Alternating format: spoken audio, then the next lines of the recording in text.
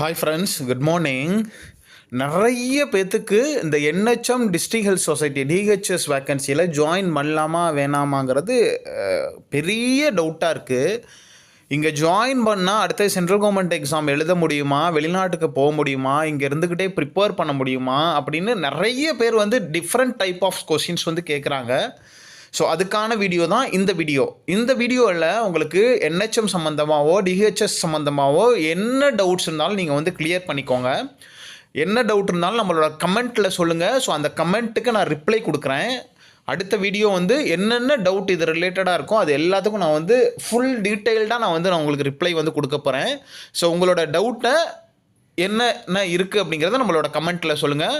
Already கமெண்ட்டில் நிறைய பேர் ஏதாவது டவுட் கேட்டிருந்தாங்கன்னா அது உங்களுக்கு பதிலாக தெரிஞ்சுது அப்படின்னா அந்த டவுட்டை நீங்களும் கிளாரிஃபை பண்ணலாம். ஸோ டவுட்டை செக் பண்ணி பார்த்துட்டு கமெண்ட்டை செக் பண்ணி பார்த்துட்டு உங்களுக்கு தெரிஞ்ச ஆல்ரெடி நீங்கள் ஒர்க் பண்ணிக்கிட்டு இருந்தீங்க, என்ஹெச்எம் டிஹெச்எஸில் ஒர்க் பண்ணிக்கிட்டு இருந்தீங்க, அதை பற்றின டீட்டெயில் உங்களுக்கு தெரியும். அங்கே ஒர்க் பண்ணால் எப்படி இருக்கும், ஒர்க் லோடு எப்படி இருக்கும், அங்கே இருந்துக்கிட்டே ப்ரிப்பேர் பண்ண முடியுமா முடியாதா, சென்ட்ரல் கவர்மெண்ட்டில் போகிறதுக்கு ஏதாவது இஷ்யூஸ் இருக்கா, அந்த மாதிரி உங்களுக்கு ஏதாவது ஐடியா தெரிஞ்சுதுன்னா நீங்கள் கண்டிப்பாக சொல்லலாம்.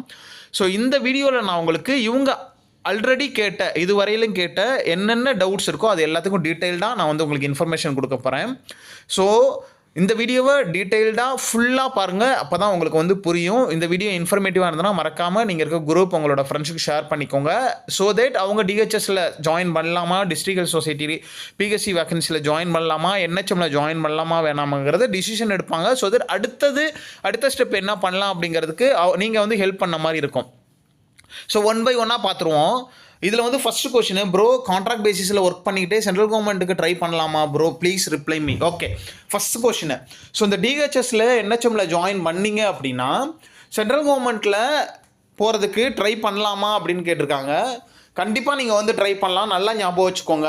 இதுக்கு எலிஜிபிலிட்டி க்ரைட்டீரியா நீங்கள் ஃபுல்ஃபில் பண்ணியிருக்கணும். இன்கேஸ் பிஎஸ்சி நர்சிங்காக இருந்தது அப்படின்னா உங்களுக்கு இந்த எக்ஸ்பீரியன்ஸை பிஹெச்சியில் ஒர்க் பண்ணுற எக்ஸ்பீரியன்ஸை காட்டணும்னு அவசியமே இல்லை.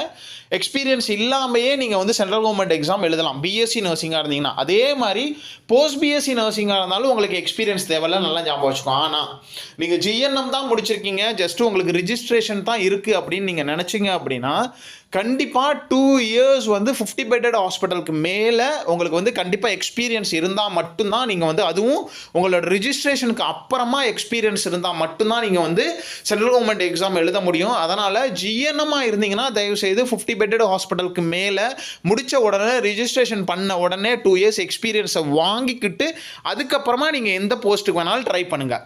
இல்லைனா நீங்கள் வேறு எதுக்குமே ட்ரை பண்ண முடியாது. அதனால் ஜிஎன்எம்மாக இருந்தீங்க அப்படின்னா தயவு செய்து 2 years எக்ஸ்பீரியன்ஸை வாங்கிக்கிட்டு அதுக்கப்புறம் பிஹெச்சிலையோ டிஹெச்எஸ்லையோ என்ஹெச்எம்லையோ எங்கே வேணாலும் ஜாயின் பண்ணி நீங்கள் ஒர்க் பண்ணலாம். அப்புறம் அடுத்தபடியாக என்ன நிறைய பேர் கேட்குற கொஷின்ஸ் என்னென்னா, இங்கேருந்து பார்த்தீங்கன்னா உங்களுக்கு நோ அப்ஜெக்ஷன் சர்டிஃபிகேட் வாங்கணுமா, என்ஓசி வாங்கணுமா அப்படின்னு கேட்குறாங்க. நீங்கள் ஆக்சுவலி இங்கே ஒர்க் பண்ணுறது பார்த்தீங்கன்னா கவர்மெண்ட் செக்டாருக்கு கீழே தான். பட் கான்ட்ராக்ட் பேசிஸுங்கிறதுனால உங்களுக்கு என்ஓசி பெரும்பாலும் கிடைக்கிறதுக்கு வாய்ப்பு இல்லை. அதனால் இன்கேஸ் நீங்கள் பிஎஸ்சியாக இருந்தீங்க அப்படின்னா நீங்கள் இந்த எக்ஸ்பீரியன்ஸை காமிக்கணும்னு அவசியமே இல்லை. ஸோ எக்ஸ்பீரியன்ஸை காமிக்காமையே நீங்கள் எக்ஸாம் எழுதலாம்.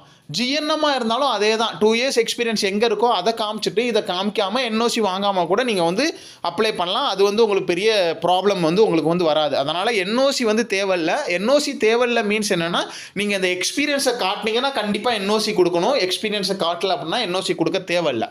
ஓகே, ஸோ அடுத்த கொஷின், நான் தஞ்சாவூர் சார் நான் அப்ளை பண்ணலாமா? ஓகே, இது என்ன அப்படின்னா இன்கேஸ் நீங்கள் தஞ்சாவூர் டிஸ்ட்ரிக்டில் வேக்கன்சிஸ் வந்துச்சுன்னா தஞ்சாவூரில் அப்ளை பண்ணிங்கன்னா வர்றதுக்கு உங்களுக்கு ப்ராப்ளம் இருக்காது. இதுவே அதர் டிஸ்ட்ரிக்டாக போனீங்க அப்படின்னா உங்களுக்கு போக வர கஷ்டமாக இருக்கும். பெரும்பாலும் அந்தந்த டிஸ்ட்ரிக்டில் வர வேக்கன்சிஸ்க்கு அந்தந்த டிஸ்ட்ரிக்டில் உள்ளவங்க அப்ளை பண்ணிங்கன்னா உங்களுக்கு கன்வீனியண்ட்டாக இருக்கும். அவங்க ரெக்ரூட்மெண்ட் பண்ணுறதுக்கும் அவங்க ப்ரிஃபரன்ஸ் கொடுப்பாங்க.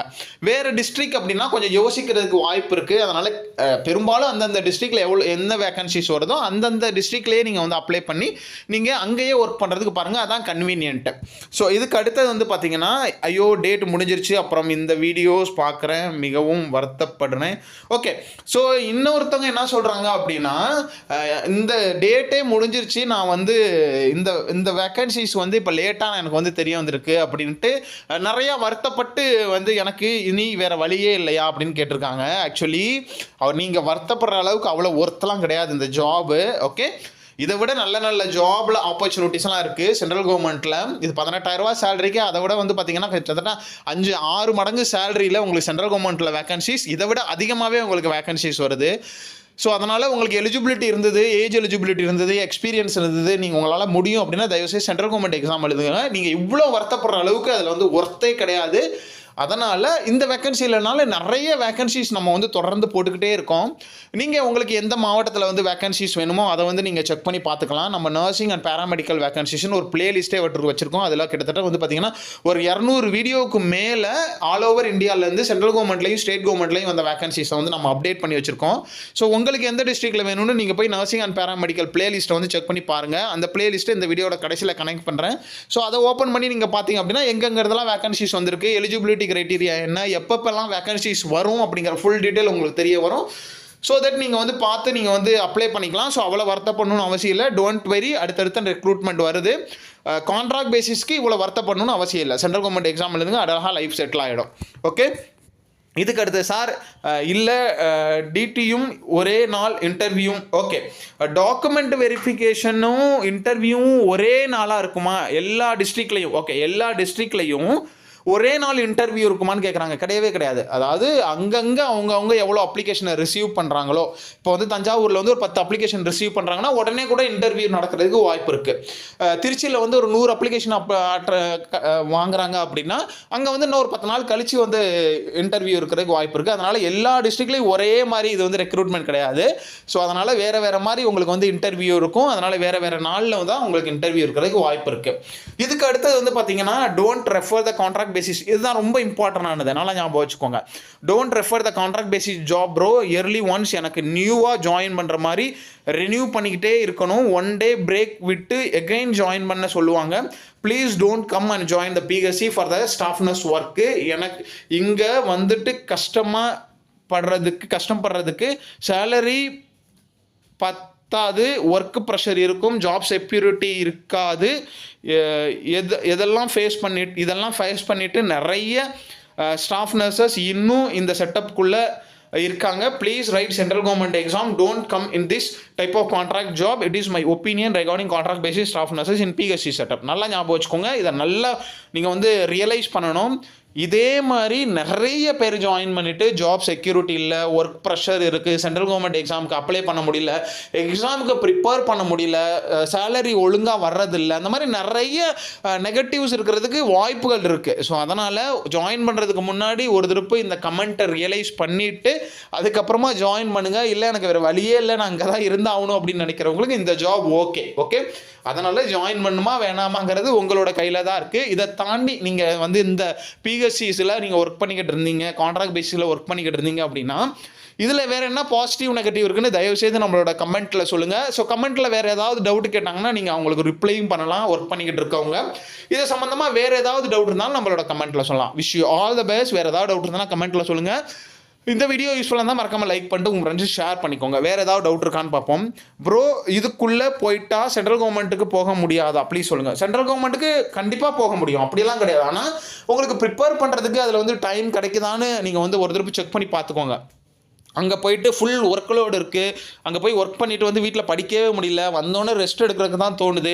ஏன்னா வீட்டில் இருக்கவங்களே வந்து பார்த்திங்கன்னா 5-6 மணி நேரம் படிக்கிறதே பெரிய விஷயமா இருக்குது. நீங்கள் ஒர்க் பண்ணிவிட்டு வந்து ப்ரிப்பேர் பண்ணணும் அப்படின்னா கொஞ்சம் டிஃபிகல்ட்டிஸ் இருக்கலாம். ஸோ அதை வந்து நீங்கள் வந்து யோசிச்சுக்கோங்க. மற்றபடி எக்ஸ்பீரியன்ஸ்க்காக இதை வந்து நீங்கள் யூஸ் பண்ண முடியாது. ஸோ சென்ட்ரல் கவர்மெண்ட் போகிறதுல ஒன்றும் ப்ராப்ளம் இல்லை. உங்களால் ப்ரிப்பேர் பண்ண முடியுமா? இந்த எக்ஸ்பீரியன்ஸ் ஜிஎன்எம்மாக இருந்தீங்கன்னா இந்த எக்ஸ்பீரியன்ஸை யூஸ் பண்ண முடியாது. ஸோ அதை கொஞ்சம் பார்த்துக்கோங்க.